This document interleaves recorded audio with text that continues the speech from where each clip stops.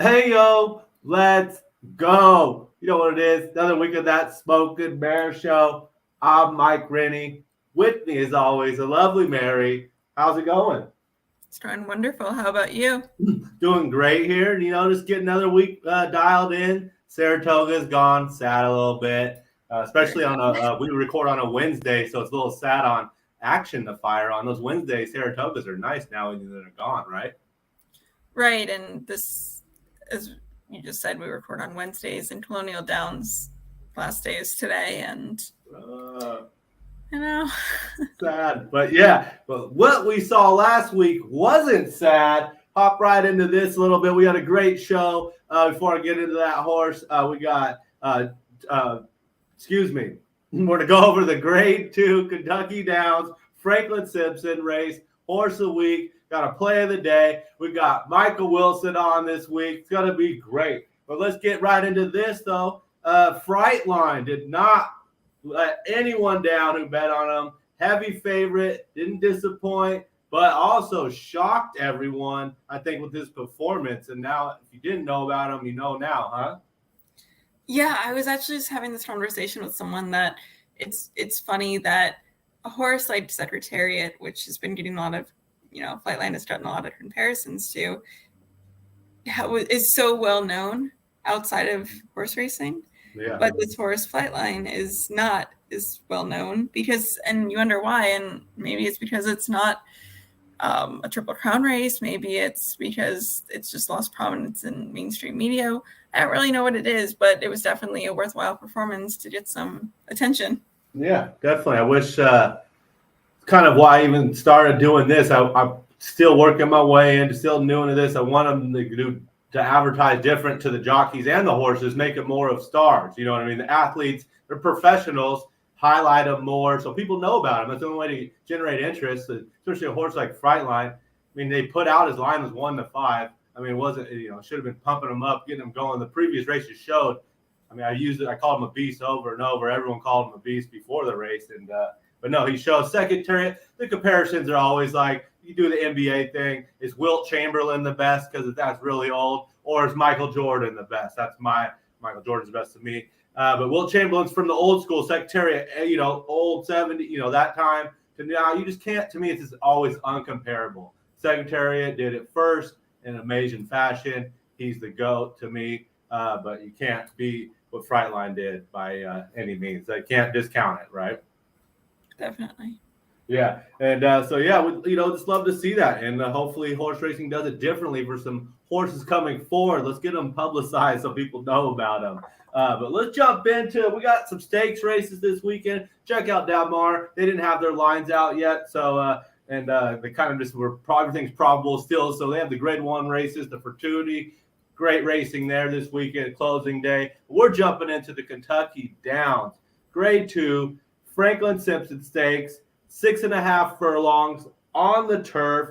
It's going to be, there's 16 horses eligible, and we'll see what scratches happen. I bet they send out at least 13 or 14, knowing how Kentucky Downs rolls. And the speed to me will be the 12, 10, 7, and 8, and are to go. And I think it's in a setup for, I'm going with the 13, an alternate entry, which I think will at least have one scratch. That's first in. The 13, Evan Singh. 4 races in its life, 2 wins, a first, and it's just increased the buyers, went from allowance, now it's going to the stake. So it's going from allowance to a Grade 2.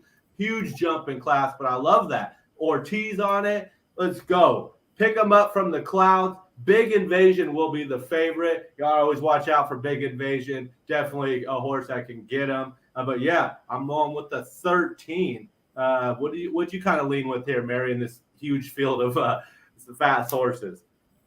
So, like you said, Big Invasion will probably go off as the favorite, and rightfully so. I think the horse is going to be really good. But if you want to beat this entry, I don't know if you're going to do it, but my best shot is going to be with the 7 Run Curtis Run. He's run with Big Invasion several times over the course of his life. I mean, he went off as a pretty big long shot, if I can recall, in his last out in the quick call. And actually, if anyone remembers, Horse Racing Nation, we did something with Horse Racing Nation with Sarah Albadwi and Ed DeRosa, and they came in at the last second, kind of nipped us at the wire for that weekend competition, and it was because of Sarah's pick of Run Curtis Run. That was that horse. It was that horse. It did come in second, and it had a very nice place show payout. Yeah, and ended up beating us with it. So maybe we're going to use that as our own little weapon here, and maybe I like that. Maybe this horse will get it right this time. I think you're right on par. I have the 7 circled here as my funny. So if the 13 doesn't get in, that means Mary and I are on the same horse. Is undefeated on this show. Just anyone counting. Mary and I picked the same horse. It's undefeated. So watch for that 13 gets in or not. My other lean was the 7. I forgot how we lost. That didn't bring up old little pain there. But but I remember the horse now. Solid horse. The Maker barn there should get it done. So look for, they have a ton of stakes races Saturday there. Great turf races. The race before this is the female sprint. So that's going to be another exciting race there. So let's hop into my play of the day. This actually will be Friday at Gulfstream. I've given this horse out before. Yes, I'm a Beast is back. A little bit of layoff and jumping in class, as you can see. Tried the grade 3 sprint. It did its thing, though. Flash speed. That's what Yes, I'm a Beast does. Last time I gave the horse out, it won. I think now got its rest. Got Hermelio, who loves the lead and great on the front, back on him. So, Yes, I'm a Beast. I think we'll be a little lower than 5-1, but there's a low favorite in this race. Maybe he'll take the money. So, let's get Yes, I'm a Beast home. This will be Friday at Gulfstream Park. Let me drop that down here. So what do you think? We getting Yes, I'm a Beast home? Let's do it. Speed kills. Let's do that. And hey, we got a great interview here. We got Mr. Michael Wilson. Man has worked with plenty of big names all over the country. He is great. Great insight he's going to give us, give everyone here. We could have talked for hours. It was great stuff. So here's the interview, Mr. Michael Wilson with get it going. Here it is. And we're back. With us this week, we have Michael Wilson, co-owner of Forza Bloodstock. Had his hands in a little bit of everything here, looking back on his history. Appreciate you taking the time to come and join us this week, sir. No, I'm so excited to be on with you guys. I mean, I've watched a couple of your shows, so just really appreciative that you guys reached out and that we're doing this. Yeah, definitely. I think we have the same kind of reading your tagline and stuff. It's just kind of growing the game as much as we can, helping people find what they want to get into the game. There's different levels. You don't have to always go for the Kentucky Derby horse. Plenty of different levels to support the game. You do want to get involved. So I love what you guys are doing there. So this is good stuff. Well, the Kentucky Derby winner was claimed this year, right? So, I mean, we're not too far off. I mean, we've got a horse that you never know. I mean, we're discussing, if we go Oklahoma Derby, and it was a horse that broke his maiden for 15, we claimed for 30. So, what I've learned about this game is, and I think I said it because I do a show with Past the Wire with John Stetton. Your best horses are usually bought between 150 and 300,000. So I know everybody marvels at these amazing $1 million yearlings. Half of them can't catch their shadow. So it's just kind of how the game's played. So yeah. Yeah, no, it's a fact for sure. Totally agree with that. It's a gamble on the front side of the track and the back side of the track.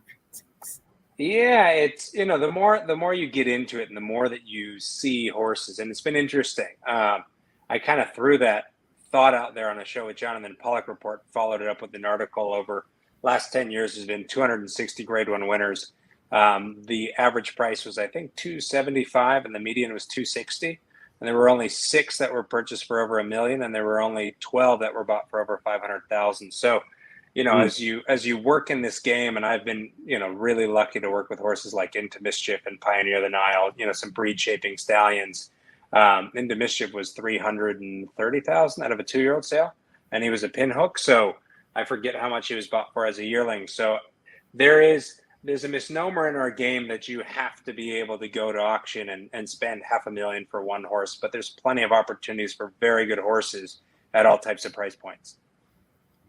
No, for sure, and that's what I like to see, that you're kind of helping people with that and showing that part of it too, especially with some of your claims recently and stuff. Definitely. Yeah, I mean it. Sorry, Mary, Sorry, go ahead. So a lot of it comes down to, like, I built my career. So I mean, I was lucky to work for 3 Hall of Fame trainers. Soon enough, when Doug O'Neill eventually gets in, it'll be 4. But when I started my career in New York, it's interesting. I had a client base back in California. I was an assistant trainer with Baffert when I was 22 years old, and I had people that I'd worked with in California. My plan was to always train in California. And I finished what is now known, when I did it, was the Darley Flying Start course. It's now the Godolphin Flying Start course. Came east for one summer. I wanted to spend time in Saratoga and on the East Coast and understand the tracks and how they played. So if I shipped a horse out for a race, I knew what I was getting into. Met my wife and never went back to California. So I started in New York with no client base. Nobody knew me. And I literally had to build my stable with a $5,000 horse and a $10,000 horse. So what we got good at over time was finding opportunities where others might miss, or looking at a horse a little bit differently to see what it could be, not what it is right now. Yeah, that's huge. Definitely. And I was just about to ask about your background, and you gave us some insight on you're going through being assistant trainers and working for several very high profile trainers. How did you manage to get those connections so young? Funny. Picked up the phone and called. But basically, yeah. So when I was younger, I was an athlete. I was a water polo player and a swimmer. So hard work was never something I was adverse to. My father is an equine veterinarian. I had no interest in horses, funny enough. So people are like, you need to start young. I didn't start with horse till I was 18. I get messages from people all the time. They're like, I'm 22. It's a bit late for me to try. I'm like, man, I didn't touch a horse till I was 18. So basically, I was planning on being a zoologist and hoping to make the Olympic water polo team was my initial dream. And then I blew out my shoulder. So one summer, when you're a young man, sometimes you're more swayed by women. So a girls on the swim team said, we work at a horse farm, you should come help. I said, okay. So I go to this horse farm and I'm moving hay bales. And there's a weanling in a paddock that the farm manager can't catch. Nobody can catch this horse. So I said, do you mind if I try? And they said, yeah, whatever. You're just somebody who just showed up today. So I took a bucket of grain and I'm thinking, well, horses like grain. Like, why hasn't nobody gone out with a bucket of grain? So I walk out with this bucket of grain, sit in the middle of the paddock, and the weanling gets curious, walks over little by little. So it's like, if you've ever watched the movie White Fang, where he's throwing meat to try and get it to come towards him, I was just throwing grain and trying to get the weanling to get closer and closer. And then eventually I had him eating out of my hand, and I stood up, put the halter on, and walked him over. And the woman turned to me and said, you should think of being a horse trainer. And I'm like, horse trainer? Okay, sounds good. What do I do and how do I do it? So there it was. It literally started there. And so I went my first year of college in Los Angeles, got a job hot walking, just met a guy on the front side who owned horses and said, do you have a trainer? And he says, yes. I said, well, I don't know how to start in this game. Somebody said you start as a hot walker.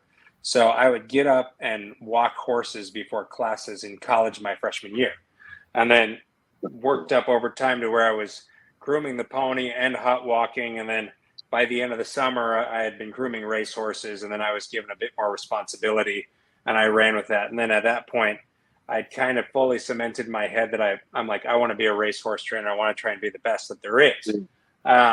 So pivoted, transferred back up to UC Davis.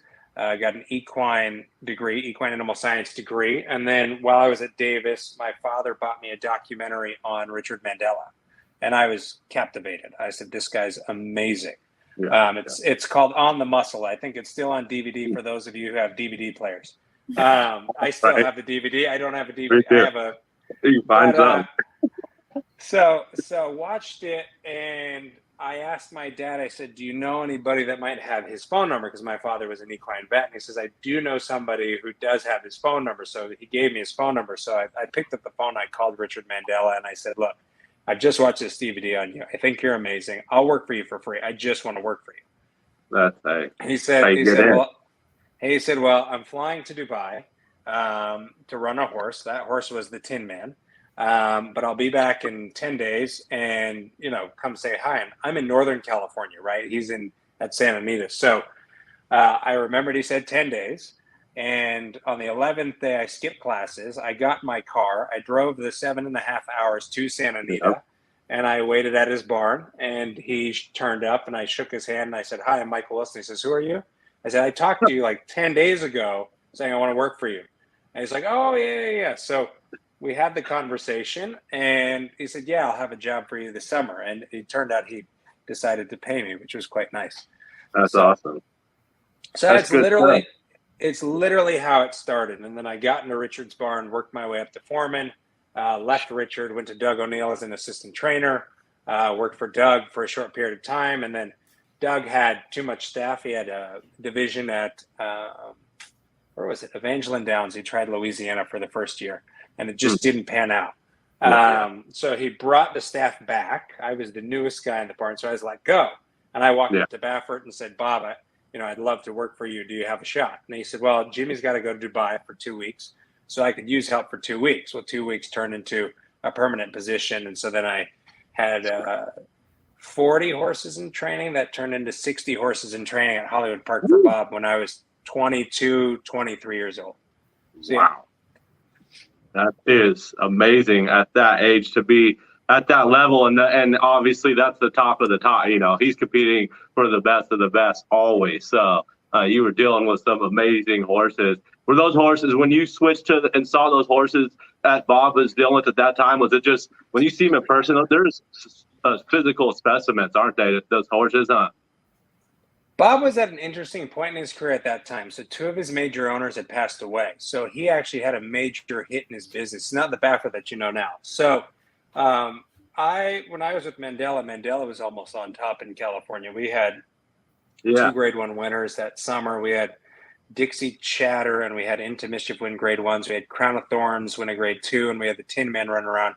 Bob had Indian Blessing, and he had Midnight Loot, and that was really all Bob kind of had at that time.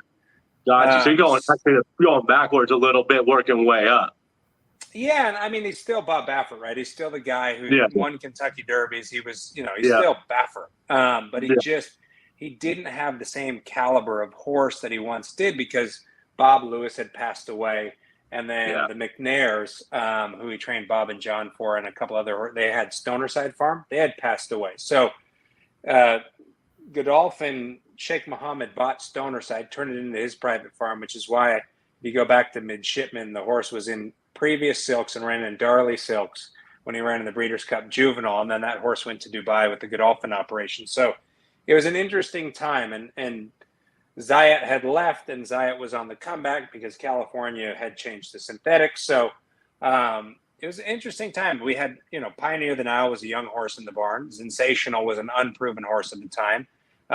And Bob had just started working with who a lot of people know now, and I've spent time with at the sales with and learned from, Donato Lani, who everybody knows him as this major agent. So that was the first year Donato was in the barn. And we had a nice 2-year-old, which I had for 2.5 weeks before we ran him, called Looking at Lucky. So yeah, I mean, it was great horses. I've been blessed to work with probably 40 grade one horses throughout my career.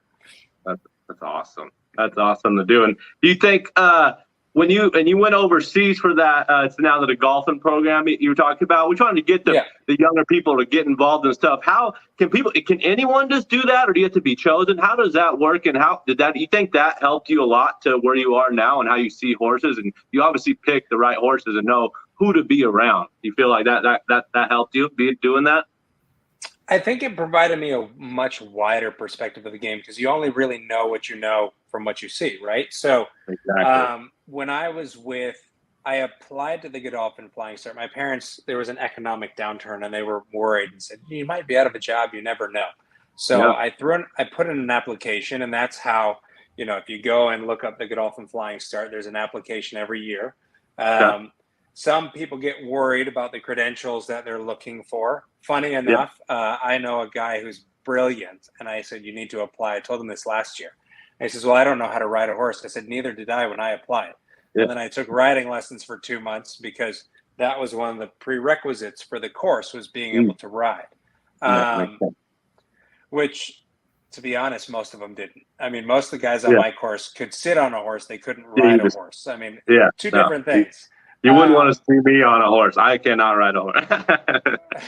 It's a skill. It's a skill you build up over time gradually. So put in an application, which it's a phenomenal program for any young person that wants to be a professional in the industry. It opens your eyes. So it's not necessarily...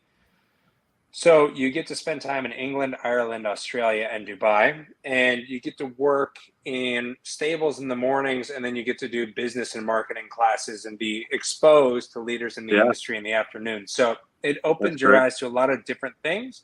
So for people who want to get in the game and really want to make an impact, it's definitely something I say, build your resume and apply. And if you don't get discouraged. I have friends that have, people that are like, I didn't get in. I'm like, so apply next year and the next year and the next year, and just keep building your application, and maybe they see your name enough times, they get annoyed and they finally accept you. Hey, that's it. I worked my background 17 years in like boiler room, cold callers. I trained and hired them. So yeah, definitely pick up the phone. It works. I'm telling you, you never know unless you have. That's the truth. Sometimes you just have to drive. You go to Kentucky, meet the program coordinator, get them to like you, and then throw your application in. There's lots of ways to sell. Exactly. And kind of where we're at right now, some recency with you.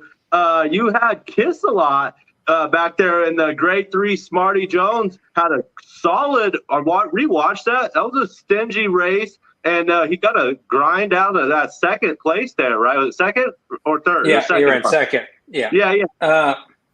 So no, very interesting horse. So I've got a great group of clients called Daily Double Racing who approached me because they wanted to get involved in horse racing. And we try and do things very differently with how we do our bloodstock business. A lot of bloodstock business is bought on 5% commission. So it behooves an agent to spend more to buy a horse because you make a larger commission. So I don't always think that model is fair for owners.